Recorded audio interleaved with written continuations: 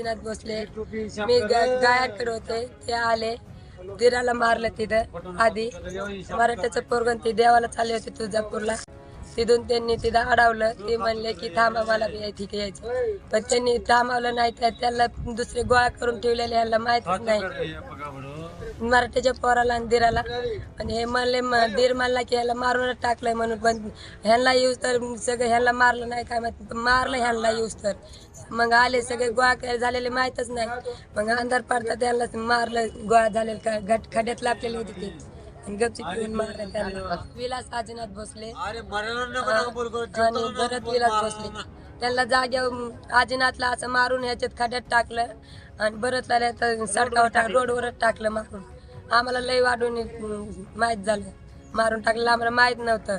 मग ते दुसरं त्याचं भरतचं पोरग त्यांनी फोन लावला की बाप्पाला आणि त्याला मारून टाकलं म्हणून असं म्हणलं. मग आम्ही तिथून आलो, आम्हाला गाडीच भेटली नाही. मग आम्ही टेम्पो करून आलो, तिथून पिकअप करून आलो. आम्हाला काय नाही, आमच्या खुनाबद्दल खून पाहिजे, आम्हाला दुसरं काय नाही पाहिजे. आमचं लेकर बाय आमच्या इथं उन्हात पाडेल, आम्हाला त्यांचे लेकरं उन्हात पाडायचे. आमची पाहिजे तिथं एवढीच फक्त.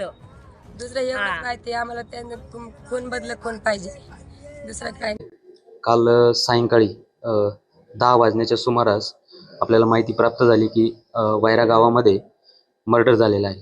त्या अनुषंगाने आम्ही तात्काळ त्या ठिकाणी दाखल झालो. तर अशी माहिती मिळाली, प्राथमिक माहिती आपल्याला, का अंबरा पोलीस स्टेशन हद्दीतीलच हातोळण गाव आहे, तेथील भरत भोसले, त्याच्यानंतर आजीनाथ भोसले आणि कृष्णा भोसले हे वैरा येथे जी पारधी वस्ती आहेत गोरख भोसले, त्याच्यानंतर त्यांचा भाऊ दीपक भोसले यांचे इथं आले होते. त्यांचे जुन्या भांडणाच्या वादावरून वाद झाला. हे दोन्ही बाजूचे जे आरोपी आणि फिर्यादी आहेत यांचं क्रिमिनल बॅकग्राऊंड आहेत. यांच्यावर सोलापूर तसेच नगर येथे जबरी चोरी, दरोडा यासारखे गंभीर गुन्हे दाखल आहे. त्याच्याच वाटणीवरून यांच्यामध्ये वाद झालेला अशी प्राथमिक माहिती आपल्याला मिळाली आहे. तो वाद जास्त विकोपाला गेल्यामुळे त्या ठिकाणी जे हातोळणवरून 3 सख्खे भाऊ आलेले होते, त्यामध्ये भरत भोसले, आजीनाथ भोसले हे जागेवर मयत झालेले आहे. त्याच्यानंतर जो त्यांचा तिसरा भाऊ कृष्णा भोसले हा गंभीर जखमी असल्याने त्याला सिव्हिल हॉस्पिटल नगर येथे ॲडमिट केलेले आहे. त्यानंतर आम्ही तात्काळ जे 2 प्रेत होते त्यांना सरकारी दवाखाना आष्टी येथे उपचारकामी दाखल केले. तिथे डॉक्टरांनी त्यांना तपासून मयत घोषित केलेलं आहे. त्यांच्यावर इन्क्वेस्ट पंचनामा झाला आहे, PM झालेला आहे. आता त्यांच्यावर त्यांच्या गावी जाऊन अंत्यविधी होणार आहे. आपण बाहेरून गोपनीय माहिती काढून जे यामध्ये कोण आरोपी आहेत ते संशयित 8 आरोपींना आपण गुन्हा दाखल होण्यापूर्वीच पोलीस स्टेशनला ताब्यात घेतलेले आहे.